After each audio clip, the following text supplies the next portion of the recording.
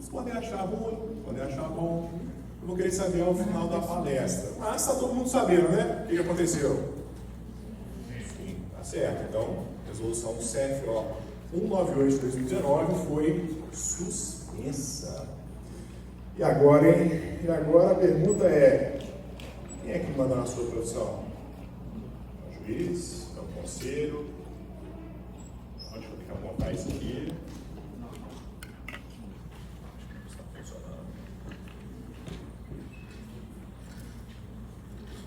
Salim, dá uma ajuda aqui.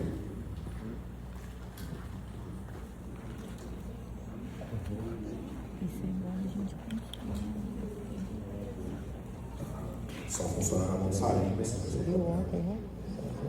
Esse? E aponta para lá? Não pode, né? Mas é pessoal. Então, para quem não me conhece, meu nome é Matias Serrano.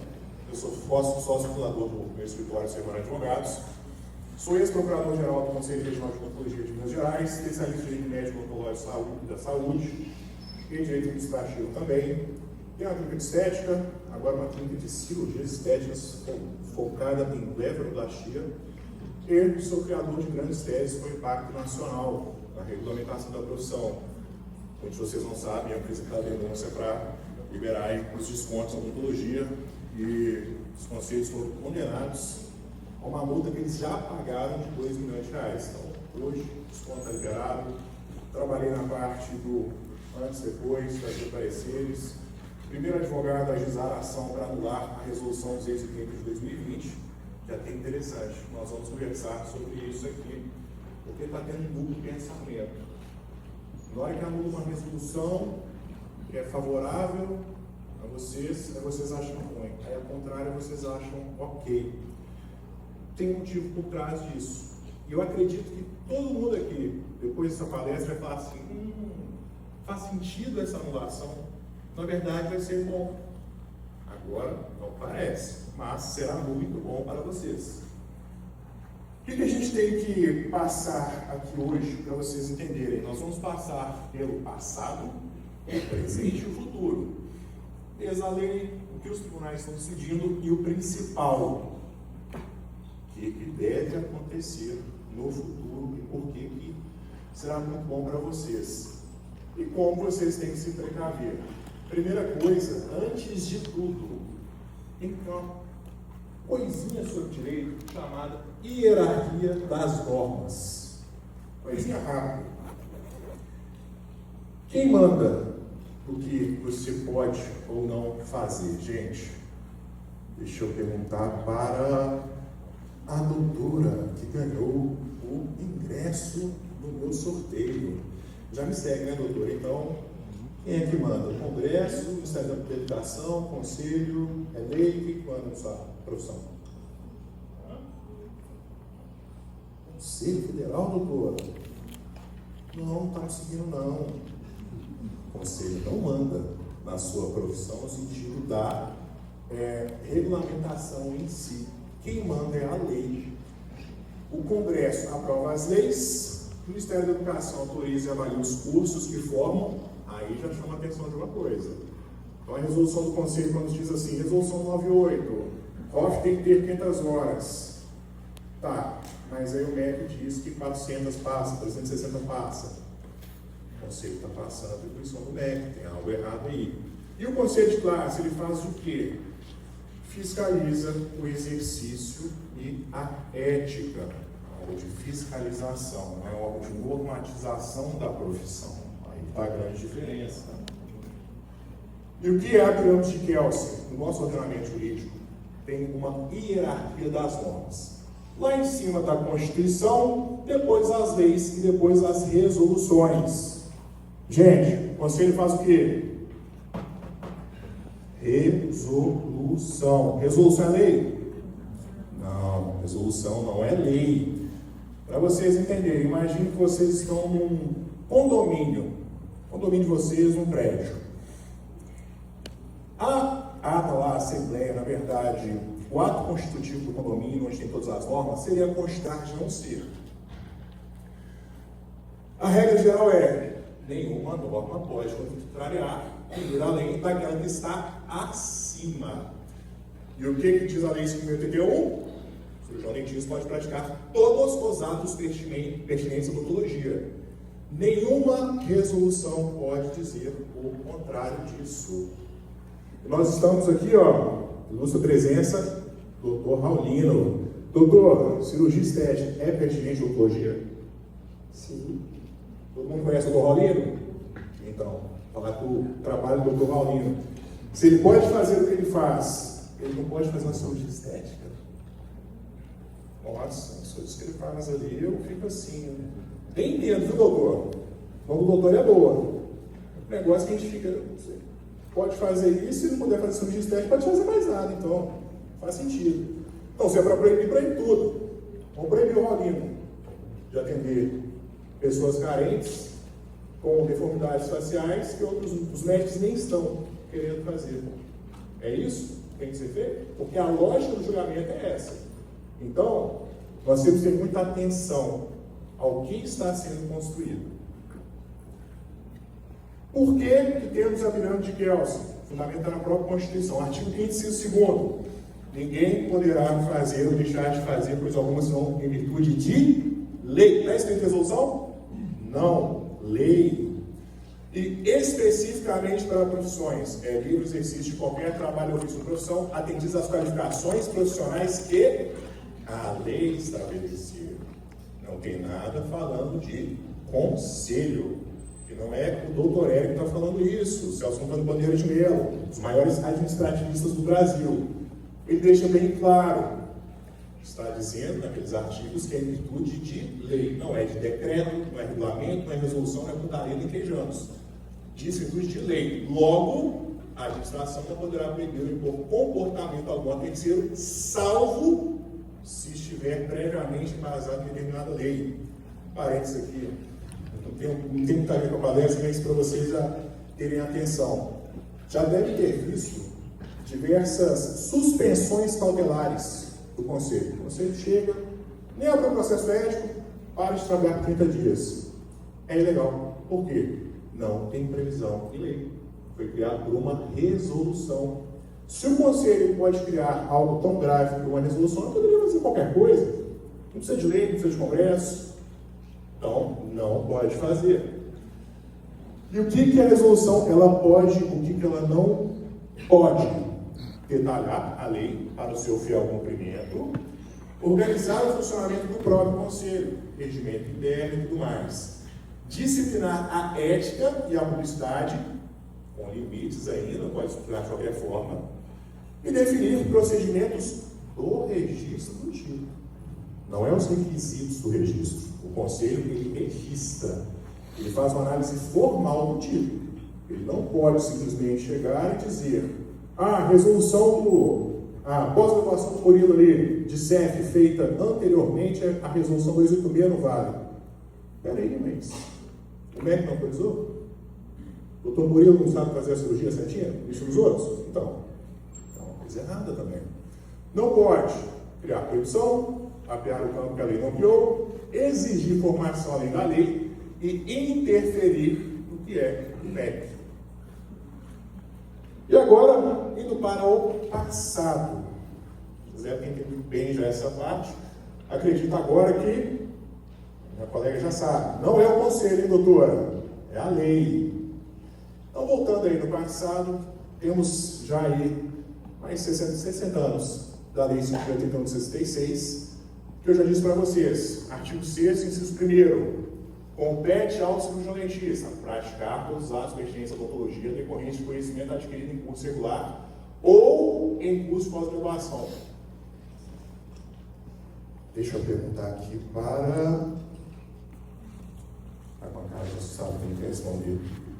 Isso é o segredo, tá, gente? Faz uma cara de paisagem, faz a cara de assustado para perguntar. Qual é a legislação do cirurgião dentista segundo a lei?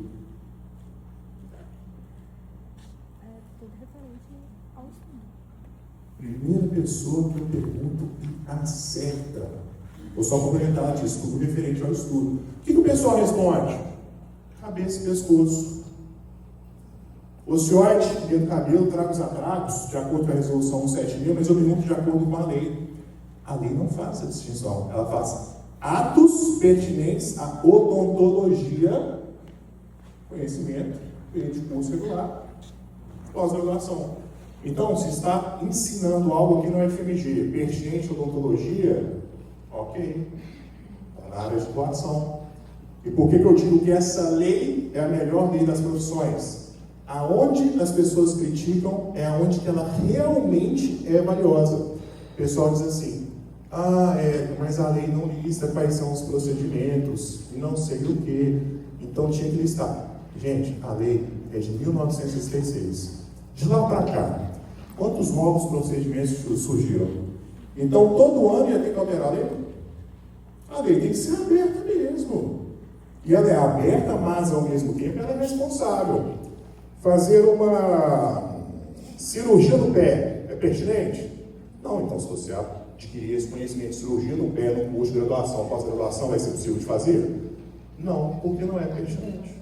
Então já tem os requisitos bem postos na lei. Não precisa do conselho chegar e colocar na resolução. Pode A, pode B, pode C, pode D, pode E. Não é assim que as coisas têm que funcionar. Da onde que tem que vir o que é pertinente? Daqui de dentro. É da ciência, são das universidades, dos artigos científicos. Porque senão, gente, aqui, né? Todo mundo é adulto, já sabe. O conselho é o quê? É uma entidade político-administrativa. Então, se eu troco o político, pode trocar o entendimento.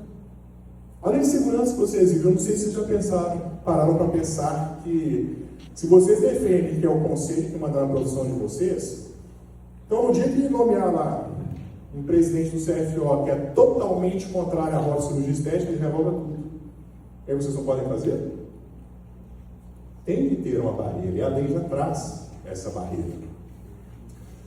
E como é que funciona todo esse pêndulo normativo, que é onde traz a insegurança? E aí vocês vão entender por que a resolução 198 foi anulada.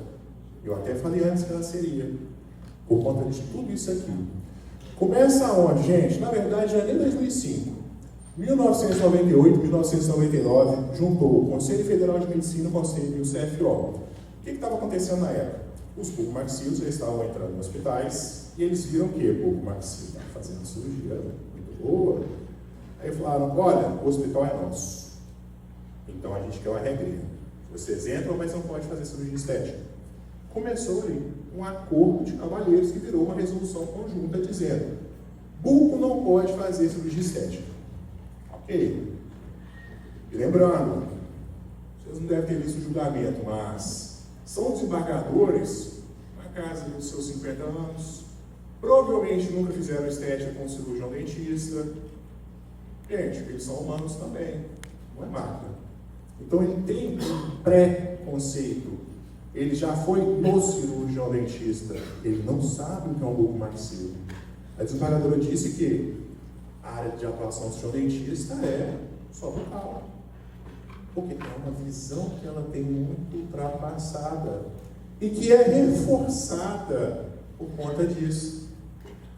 Vem lá de 98, não pode cirurgia estética. 2005 fala de novo, não pode cirurgia estética. 2010, resolução 100 de 2010, cirurgia estética do médico. A lei mudou, gente? Não, é a mesma. Então, tinha que ter mudado alguma coisa para eu poder depois falar. 2011 e 2014, duas resoluções, vedando ácido hialurônico e toxina botulínica. Aí chega a 176, autorizou toxina preenchedores. O que mudou na lei? Nada. Então fica aquela pergunta, se a lei não mudou e depois autorizou, então na verdade não tem que ser proibido. Olha que prejuízo para vocês. Aí vem 198, criou a especialidade de harmonização orofacial e trouxe ali 3 cirurgias: lipo de papada, lip lifting, bichectomia. Então já contrariou o bloco anterior. O pessoal do conselho ficou chateado, entrou na justiça, Veio a 230 e vetou 6 cirurgias faciais. A 230, ela foi citada no voto. Em que sentido? Nos consideramos. Toda vez que eu vou fazer uma resolução, eu tenho que expor os motivos. E tá nos motivos assim: apesar de estar na área de atuação, não tem bibliografia, não tem comprovação de que isso é pertinente de oncologia. Aí você vai agora simplesmente copiou e falou isso. Assim, o próprio conselho falou que não tem, que não é pertinente, então está fazendo uma confusão, uma certa bagunça. Depois veio a 283 até a 286 e reescreveu todo esse conjunto. Veio com a liberação da cirurgia estética orofacial e ampliando a área de atuação. A 176 dizia aquela coisa, né? Oceoide, tragos atragos e o cabelo. Isso proibia a orelha.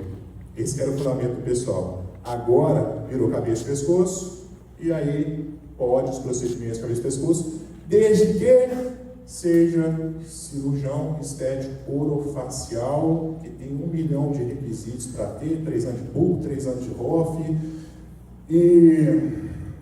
Vou perguntar para alguém de novo, tá vendo? Deixa eu pensar aqui. Vou perguntar para o próprio Dr. Murilo Fischer, que vai palestrar sobre blefaroplastia. Doutor, 3 anos de PUC mais 3 anos de ROF, juntando os dois, aprende cirurgia estética? Não é uma garantia. Não é uma garantia.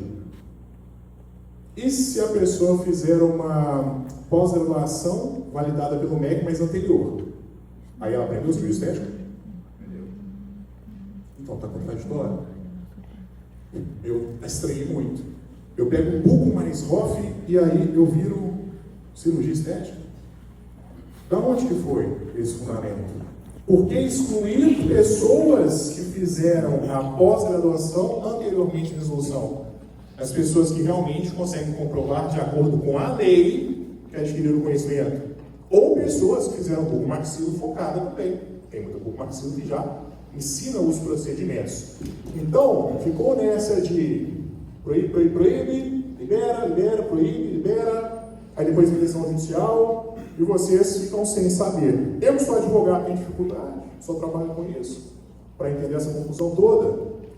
E aí ficamos com esse paradoxo, na 230, que é onde já mostra novamente a insegurança. Bucomaxilo, sempre pode fazer trauma orbital, mas pode mexer na parte da blefa. Fratura nasal, rinoplastia, esse é o exemplo que eu gostava de despachar com o juiz. Eu chegava, somente exercício da medicina, né? Usando lá, a gente faz cirurgia estética, verdade. Eu chegava para o juiz assim, essa moça que é o juiz, eu falo assim, doutora, esse cliente deu vários narizinhos bonitinhos que ele faz. O senhor não precisa não, mas narizinho bom que ele faz, né? Só que ele não pode fazer na senhora. Mas, se eu der um soquinho aqui e quebrar seu nariz, aí a rinoplastia vai ser automático. Aí vai poder fazer. O juiz fala assim, doutor? Eu falei, a norma é essa. Não faz sentido nenhum. Então vamos aplicar a lei, deixa aplicar a norma, doutor? Está aqui os certificados, está a comprovação dele, olha os resultados dele. Não tem uma denúncia de paciente nesse processo, é só um conselho de medicina que está denunciando. O que acontece? Realmente o cliente é absolvido. Então nós temos aí toda essa contradição normativa que só gera insegurança. E vocês vão agradecer essa decisão daqui a pouquinho. E o Supremo já tinha respondido lá em 83. Essa discussão que a gente está tendo. Conselho de Odontologia tem apenas o poder de polícia e de exercício profissional, mas não tem o poder de regulamentar a profissão, que é reserva de lei. Se esse entendimento de 1983 não tivesse sido esquecido, hoje o panorama era totalmente diferente. A cirurgia estética já estava autorizada desde sempre. O Conselho não tinha que ficar interferindo nisso. Mas nós vamos dizer depois o que o Conselho pode fazer. E o que é o presente, gente? Já está confuso esse presente. Temos 2 resoluções que foram levadas à Justiça. A primeira, 230, que foi questionada por cirurgiões dentistas. No começo a gente conseguiu eliminar, depois a gente não tinha. No final, começou só a ter decisão contrária. Inclusive, da própria desembargadora Maura, que foi quem deu o voto. Olha só, eu vou trazer os votos dela, mas nós temos a 198. A 230, o tribunal falou assim, não, conselho, você pode regulamentar. A 198 ele falou assim, não pode. Mudou só o quê? O que estava na mesa, mas o fundamento é o mesmo. Essa daqui foi para a 230, voto da mesa examinadora. A norma exige integração por ato infralegal, para a definição dos limites do que sejam atos pertinentes à ontologia. A resolução CFO número 230 de 2020 foi expedida dentro dos limites da competência do Conselho Federal. Todos os senadores acataram. Aí agora, anteontem, não pode inovar na ordem jurídica e criar direitos, deveres ou restrições não previstos em lei. A definição do conteúdo das atividades profissionais submete-se à reserva legal. Mesmo tribunal, mesma desembargadora, mudou apenas a norma que estava em cima da mesa. Não mudou o direito por trás. Mas entre essas normas, o conselho. É o conselho que está dando essas brechas. Então, para manter vedação, aí o conselho pode. Agora, para criar especificidade, aí não pode. Até já passaram. Como é que está o panorama hoje? Então, a 198 foi declarada ilegal, por 3-2, sem trânsito em julgado e formalmente vigente. Por que formalmente vigente? É porque cabe recurso? Não é porque cabe recurso. É porque não foi publicado o acordo. Demora aí mais uns 8 a 10 dias. Aí, depois que é publicado, começa por os prazos. E por ser uma decisão de segundo grau, ela já vale imediatamente.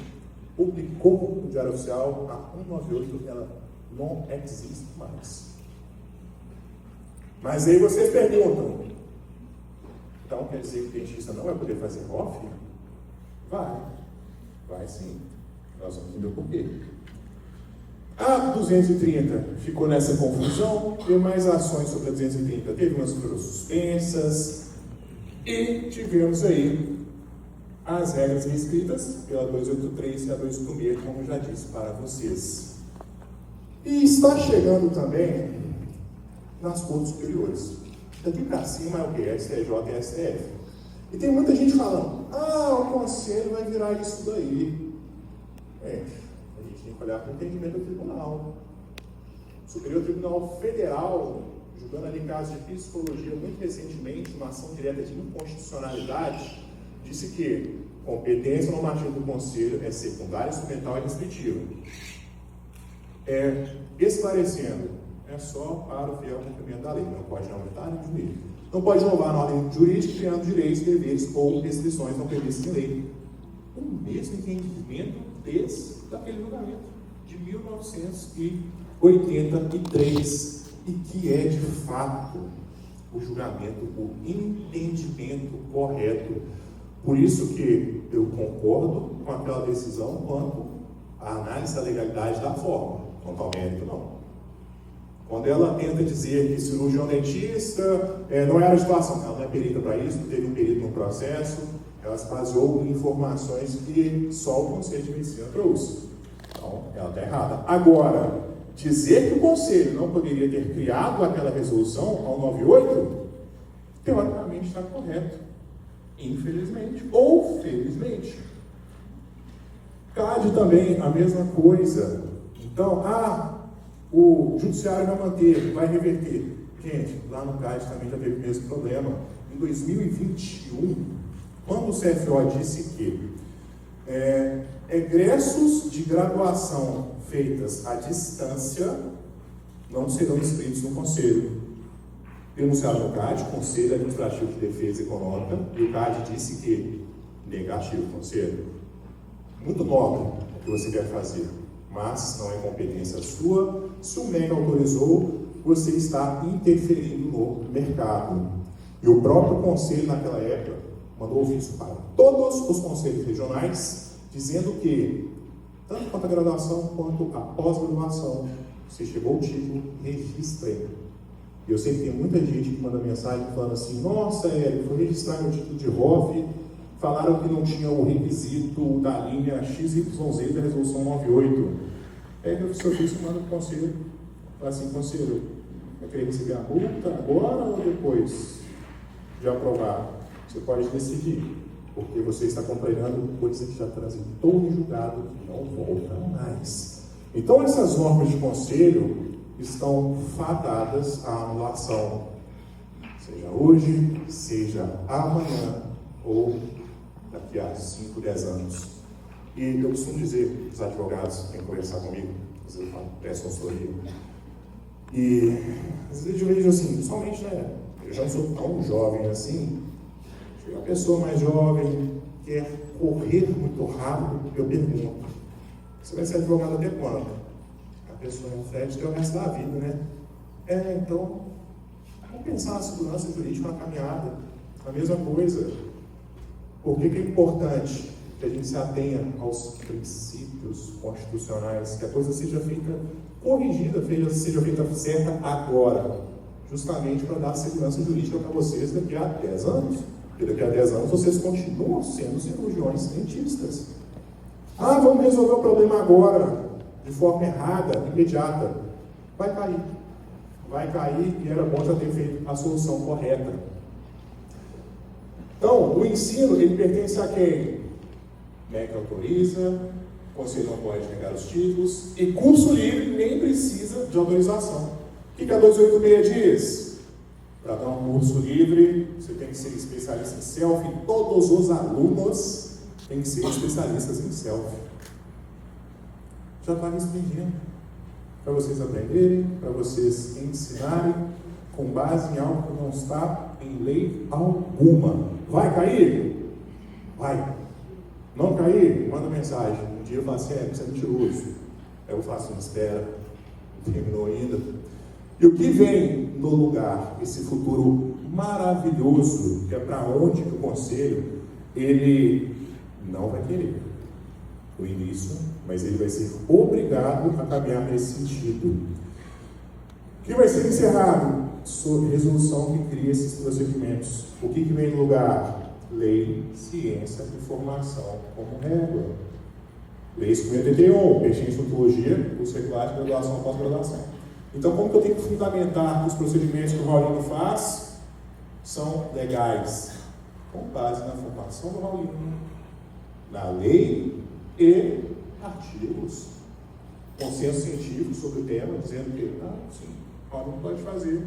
Não é chegar na resolução do conselho, eu não sei como é que foi feito. Essas portarias que autorizam os cursos dentro do conselho, o conselho, ele vai apenas fundamentar. Eu vou explicar para vocês, em alguns casos específicos, mas nunca sai negando. E a especialidade fechada por ato corporativo, e vejam bem, ato corporativo. Tem muitas regras aí que não tem como explicar. A não ser se for para beneficiar alguém. Vamos fazer uma coisa igual para todo mundo. Tem que ser substituído por parecer que responde dúvidas caso a caso. E agora que vocês vão entender. Aonde que está a solução para o conselho? Eu disse que o conselho não pode inovar na lei, correto? O que o conselho ele pode fazer? Artigo 11, a linha G, Lei 4.324 de 1964. É a lei que cria os conselhos. Compete aos conselhos regionais dirimir dúvidas relativas à competência e âmbito das atividades profissionais com recurso subversivo para o Conselho Federal. Então, mudou-se. O problema todo está na forma, essas resoluções. Agora, imagine que a resolução não existe, a 198, mas aí chega a... Quem que é especialista em ROV? Nossa, bastante gente, hein? Chega a minha cliente, doutora Nicole Gel, e fala assim, conselho, estou com uma dúvida aqui. Vou fazer isso na segunda-feira. Após a decisão tal, eu faço esse procedimento, está aqui minha formação técnica, está aqui os artigos científicos vinculando a odontologia. Eu posso continuar fazendo? Aí o conselho vai ter que responder de forma fundamentada. Vocês já ouviram que tem a comissão disso, a comissão daquilo no conselho. A gente não viu os resultados da comissão, porque eles esquecem disso. Vai mandar para a comissão técnica faz um parecer bem fundamentado, E aí, eu quero ver anular um parecer na justiça. Uma coisa é a resolução mal feita. Agora, a diferença é um parecer que ele se autodefende. A desembargadora, ela diz, a área de atuação do dentista é o quê? Bucal. Mas a gente vai estar no parecer já falando assim, área de atuação, trocentos mil artigos científicos citados, doutor Antônio Custódio assinando parecer, junto com outras pessoas de extrema relevância no meio. Aí, a desembargadora, todo respeito, eu sou leigo, ela é leigo igual eu. Ela vai discutir com o doutor, pós-doutor, em anatomia do FMG? Não é possível. Vai derrubar, sem um outro especialista, um parecer do Antônio Custódio? Acho difícil, gente. E é isso que dá segurança para vocês. Então, o futuro é muito melhor do que o presente. O fim é muito melhor do que o começo. A partir de agora, vocês têm a chance real de ter segurança jurídica.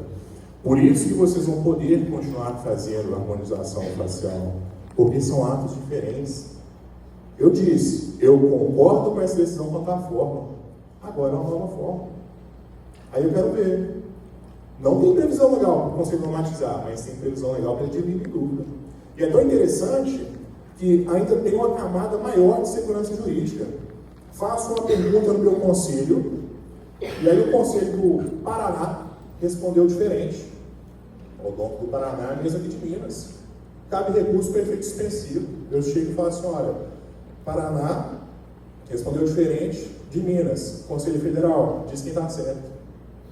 Então vai ter contraditório, vai ter debate, vai ter possibilidade de rever. Como é que vai ser esse processo na prática? Qualquer um de vocês. Isso a partir de hoje, já desde 1964 podia ser feito. Só vi o escritório fazendo, quase ninguém faz isso. Manda a dúvida concreta para vocês lá para o conselho. Eles são linhas simples, não precisa nem advogado fazer. Vocês mesmos fazem. Estou com dúvida nisso, esse procedimento a ser acessado. O conselho responde com um parecer, isso tem que ser bem fundamentado. O parecer vincula o conselho. Olha a segurança jurídica que a gente tem aqui. Existe uma norma chamada Lei de Introdução às Normas de Direito Brasileiro, que traz diversos princípios. Um deles é a parte de segurança jurídica, a vinculação ao entendimento. Se vocês estão fazendo, por exemplo, um procedimento X, com base nessa resposta do conselho,